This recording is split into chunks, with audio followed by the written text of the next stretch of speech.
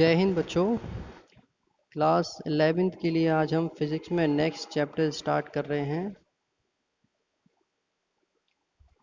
आज का हमारा चैप्टर जो नया चैप्टर स्टार्ट होगा वो है आपका इलेक्ट्रोमैग्नेटिक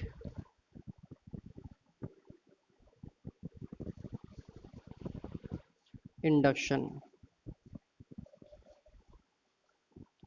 इलेक्ट्रोमैग्नेटिक इंडक्शन, सबसे पहले हम इसका इंट्रोडक्शन ले लेते हैं कि what is the electromagnetic induction. Electromagnetic induction क्या होता है? देखिए, इलेक्ट्रोमैग्नेटिक इंडक्शन को डेफिनेशन के अकॉर्डिंग मैं बोलूँ तो शॉर्ट फॉर्म में लिखूंगा मैं EMI। EMI का मतलब होता है यहाँ पर कि ये एक ऐसा फिनोमिना है, this is the phenomena of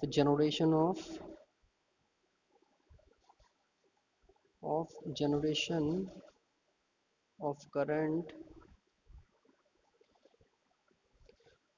और EMF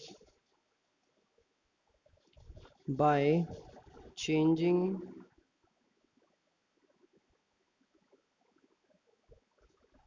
magnetic flux. Magnetic flux अभी हम स्टडी करेंगे क्या होता है। यहाँ मैग्नेटिक फ्लक्स की जगह पर आप चाहें तो मैग्नेटिक फील्ड भी कह सकते हैं, ठीक है। इसको हम क्या कहते हैं? EMI यानी कि इलेक्ट्रोमैग्नेटिक इंडक्शन। सिंपल कहने का मतलब है कि आप क्या करते हैं, मैग्नेटिक फ्लक्स या फील्ड को चेंज करते हैं, इसके हेल्प से करंट या EMF प्रोड्यूस होता है।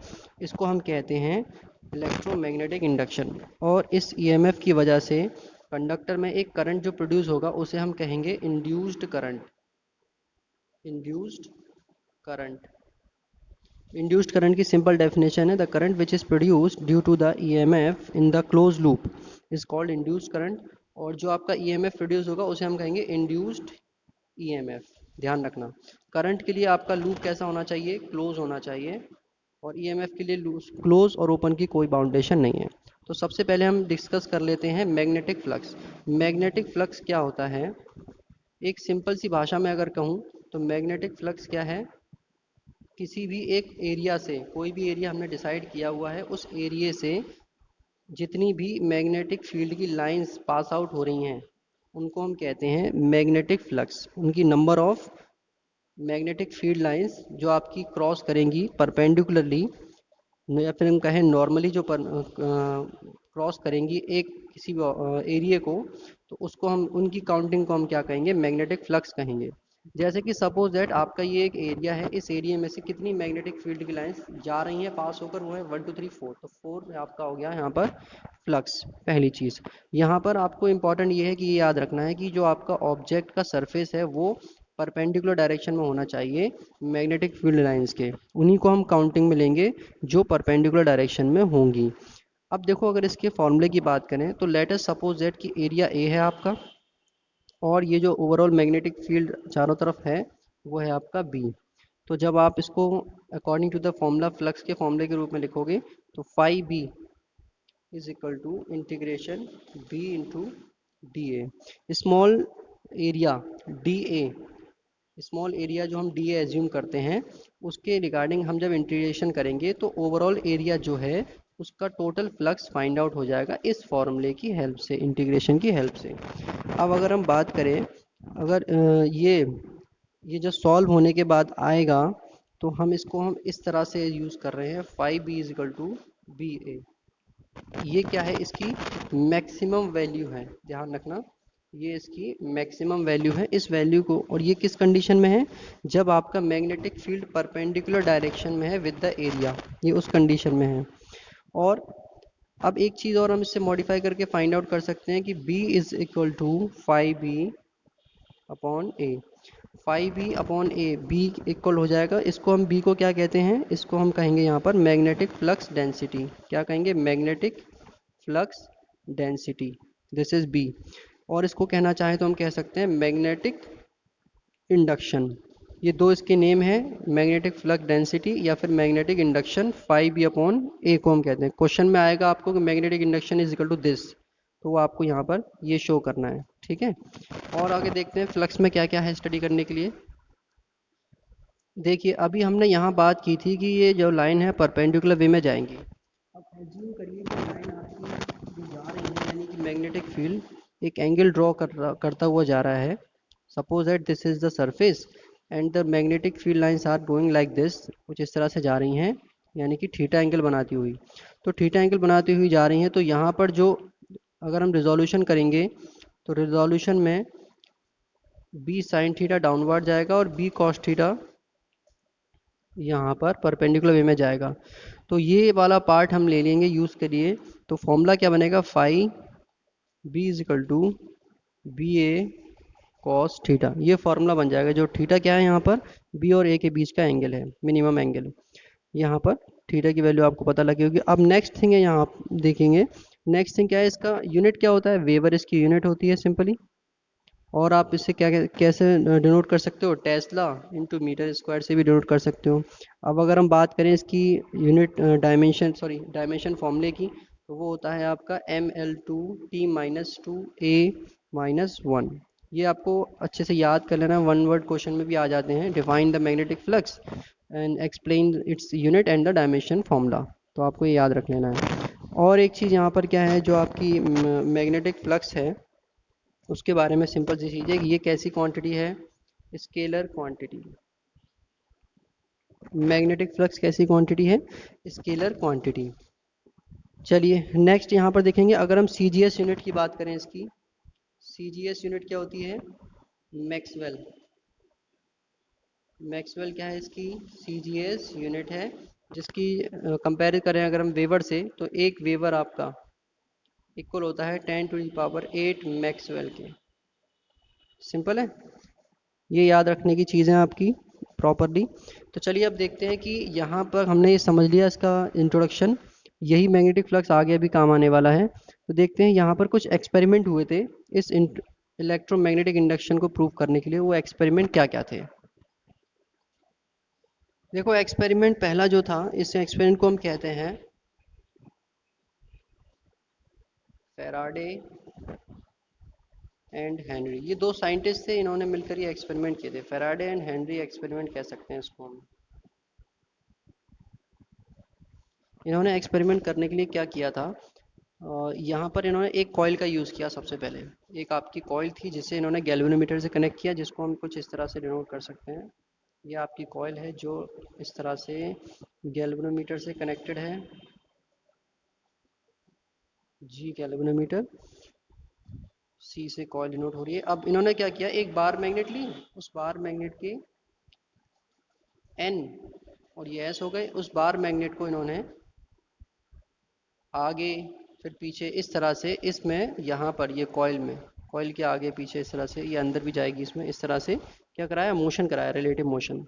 इस रिलेटिव मोशन की वजह से क्या हुआ कि यहाँ पर इस जी में एक डिफ्लेक्शन शो हुआ. यानी कि डिफ्लेक्शन शो होने का मतलब है कि एक करंट फ्लो किया. इस करंट फ्लो करने की वजह क्या थी, ये इन दोनों का रिलेटिव मोशन, बार मैग्नेट और इस कॉइल का रिलेटिव मोशन, ये रिलेटिव मोशन था इनके बीच का जो रीज़न था. और जो करंट हमारी प्रोड्यूस हुई उसे हम क्या कहते हैं, इंड्यूस्ड करंट. ये इनका पहला कंक्लूजन था, इसे हम कहेंगे इंड्यूस्ड करंट. ये हम इसे कहेंगे पहला इनका कंक्लूजन था. इस मेथड को इन्होंने बार मैग्नेट और कॉइल के साथ यूज़ किया. तो इनका पहला कंक्लूजन था जो ये करंट यहाँ से प्रोड्यूस कर पाए, पहला स्टेप था. अब नेक्स्ट इन्होंने क्या किया कि सेकंड एक्सपेरिमेंट में दो कॉइल ले लिए. दो कॉइल लेकर दो कॉइल का मतलब है कि इन्होंने बार मैग्नेट को रिप्लेस कर दिया सिंपली. तो हम कुछ इस तरह से शो कर सकते हैं दो कॉइल को. एक कॉइल आपका ये होगा जिसमें हमें चेक करना है कि करंट प्रोड्यूस हुआ या नहीं, और एक कॉइल इधर इन्होंने लिया था जिसे इन्होंने बैटरी से कनेक्ट कर दिया. ठीक है, ये इन्होंने बैटरी से कनेक्ट किया. और ये हम यहाँ पर थोड़ा सा बड़ा बना लेते हैं, कुछ इस तरह से कनेक्शन था. ये आपकी करंट फ्लो कर रही है माइनस से प्लस की तरफ. अब जब करंट फ्लो करेगी तो इस कॉइल C2 के अंदर करंट जब हम फ्लो कराएंगे तो यहाँ पर एक मैग्नेटिक फील्ड डेवलप हो जाएगा. ये मैग्नेटिक फील्ड लाइंस जा रही हैं. तो अब हमने क्या करा, अब इसको आगे पीछे मोशन करा रहे हैं. इस तरह से मैग्नेटिक फील्ड लाइंस मोशन कर रही हैं, इसको क्रॉस करती हुई जा रही हैं. C1 की तरफ हम मोशन कराएंगे इसको आगे, और डिफ्लेक्शन क्रिएट हुआ यहाँ पर गैल्वेनोमीटर के अंदर. ये जो गैल्वेनोमीटर है, यहाँ पर क्या आया, एक डिफ्लेक्शन क्रिएट हुआ. जो डिफ्लेक्शन किसकी वजह से आया, इंड्यूस्ड करंट I की वजह से. तो अब जैसे कि क्या होता है इसके अंदर, जब हम C2 को अवे ले करते हैं, यानी कि C2 को दूर ले जाते हैं गैल्वेनोमीटर से, तो गैल्वेनोमीटर का डिफ्लेक्शन क्या होता है इस बार, डिफ्लेक्शन तो शो होता है लेकिन अपोजिट डायरेक्शन में शो होगा। समझ रहे हैं? तो डिफ्लेक्शन क्या है, जब तक आपकी कॉइल C2 मूवमेंट करती रहेगी तब तक आपका डिफ्लेक्शन इसमें शो होता रहेगा G के अंदर, और जहाँ ये डिफ्लेक्शन, ये मूवमेंट बंद हो जाएगा, वहाँ ये इसका डिफ्लेक्शन भी बंद हो जाएगा, करंट प्रोड्यूस होना बंद हो जाएगी। तो देखो इससे हमें क्या पता लग रहा है कि इससे पहले हम क्या करते थे कि मैग्नेटिक करंट की हेल्प से जो करंट प्रोड्यूस हुआ उससे मैग्नेटिक फील्ड डेवलप करते थे, लेकिन अब हम क्या कर रहे हैं, इसका रिवर्स प्रोसेस कर रहे हैं कि आप मैग्नेटिक फील्ड की हेल्प से करंट प्रोड्यूस कर रहे हैं। इसे आप अपने घर में भी ट्राई कर सकते हो, गैल्वेनोमीटर को कनेक्ट करो इस तरह से और मैग्नेट ले लो, उसको आप आगे पीछे इस तरह से करेंगे तो बहुत ही माइनर सा डिफ्लेक्शन यहाँ शो होगा आपको। ये इस आपका ये जिन्होंने सेकंड एक्सपेरिमेंट किया उसका एक्सप्लेनेशन था। अब बात कर लेते हैं थर्ड एक्सपेरिमेंट। इन्होंने क्या किया, थर्ड एक्सपेरिमेंट में इन्होंने कहा कि यहाँ पर दो कॉइल इन्होंने लिए जो कि दोनों ही स्टेशनरी थे। कॉइल वन जो है गैल्वेनोमीटर से कनेक्ट था और C2 जो कॉइल था वो एक बैटरी से कनेक्ट था, पहली चीज़। तो ये देखा गया कि जो गैल्वेनोमीटर है वो छोटा सा डिफ्लेक्शन शो करता है जब हम जो की है उसे प्रेस करते हैं। तो देखो ये करीब में रखे हुए हैं, दूर नहीं है, तो हम इसको थोड़ा सा शॉर्ट में बना लेते हैं। कुछ इस तरह का कॉइल ये प्लेस्ड है और यहीं इसके पास में एक और कॉइल था जो बैटरी के साथ साथ की से भी कनेक्टेड था। तो जब हम प्रेस करते हैं की को, तब यहाँ पर इस वाली कॉइल C1 में डिफ्लेक्शन शो होता है G में। अब क्या होता है कि जब हम कंटिन्यूसली इसको प्रेस करते रहते हैं तब तो यहाँ पर क्या है, आपका गैल्वेनोमीटर में डिफ्लेक्शन शो नहीं होता कंटिन्यूस प्रेस करने पे, और जब की को छोड़ दिया जाता है तो अपोजिट डायरेक्शन में डिफ्लेक्शन शो करता है आपका G। इस एक्सपेरिमेंट से हमने ये सीखा, ये समझा कि इसमें एक डायरेक्शन करंट प्रोड्यूस हुआ, EMF प्रोड्यूस हुआ कॉइल के अंदर, जो कि फ्लक्स से लिंक है। आपका जितना फ्लक्स यहाँ पर जनरेट हो रहा है उससे लिंक है। समझ रहे हैं? तो लेकिन ये जो फ्लक्स है यहाँ इतना इफेक्टिव और इतना अमाउंट में नहीं होता कि हम इससे इतना हैवी डिफ्लेक्शन शो कर पाए, बहुत ही माइनर सा डिफ्लेक्शन शो होता है इससे। ठीक है, तो ये इनके थे फेराडे और हेनरी के एक्सपेरिमेंट, जिसके बेस पर इन्होंने दो लॉ जनरेट किए, दो लॉ बनाए, जिसको हम अब डिस्कस करेंगे आगे। देखो दो लॉ क्या थे फेराडे के। फेराडे ने पहला लॉ दिया तो उसने कहा, फेराडे का पहला लॉ क्या था, फेराडेज फर्स्ट लॉ। फेराडे का फर्स्ट लॉ ये था सिंपली कि इन्होंने बताया कि जो ईएमएफ इंड्यूस्ड हो रहा है सर्किट में वो किससे लिंक है, मैग्नेटिक फ्लक्स से लिंक है। और अगर आप जो मैग्नेटिक फ्लक्स आप चेंज करते रहोगे तो क्या होगा, ईएमएफ भी प्रोड्यूस होता रहेगा। तो हम इसे अगर सिंपल वर्डिंग में लिखें तो वही लिखेंगे, EMF induced in circuit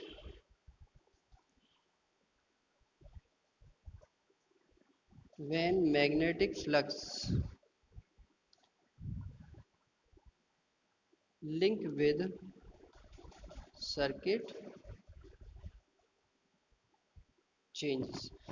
EMF आपका तभी प्रोड्यूस होगा जब आपका जो मैग्नेटिक फ्लक्स है सर्किट के साथ जो लिंक है वो चेंज होता रहेगा। अगर आप मैग्नेटिक फ्लक्स में चेंज नहीं करोगे तो ईएमएफ चेंज नहीं होगा। यहाँ इंड्यूस्ड ईएमएफ का जो यूनिट है वो क्या रहेगा, वोल्ट, ये याद रखना। ठीक है, अब नेक्स्ट इन्होंने जो लॉ दिया सेकंड लॉ, सेकंड लॉ थोड़ा सा जैसे कहते हैं कि मैथमेटिकल बेस्ड पर था कि जो ईएमएफ में चेंज की रेट होगी, समझ रहे हैं, सॉरी, जो मैग्नेटिक फ्लक्स में जो चेंजिंग की रेट होगी, rate of change of magnetic flux, वो किसके इक्वल होगी, आपकी ईएमएफ के इक्वल होगी। जैसे मैं डायरेक्टली लिख रहा हूँ, E is the equal to d phi b upon d T.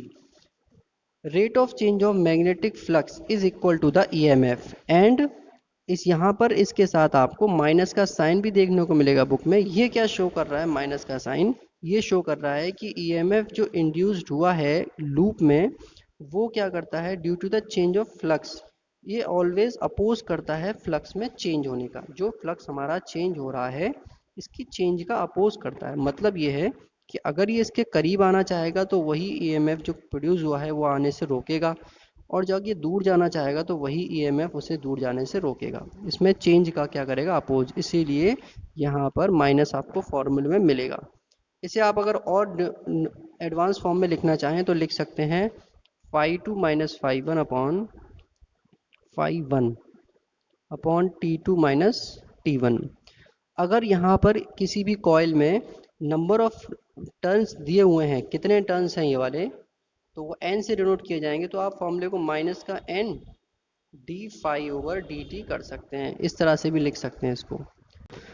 तो बच्चों आज का हमारा जो टॉपिक है वो यहीं फिनिश अप होता है। नेक्स्ट टॉपिक में हम डिस्कस करेंगे कुछ और भी इम्पोर्टेंट लॉज, कुछ और भी इम्पोर्टेंट थिंग्स। तो चलिए मिलते हैं नेक्स्ट लेक्चर में, तब तक के लिए stay home, stay safe, have a nice day.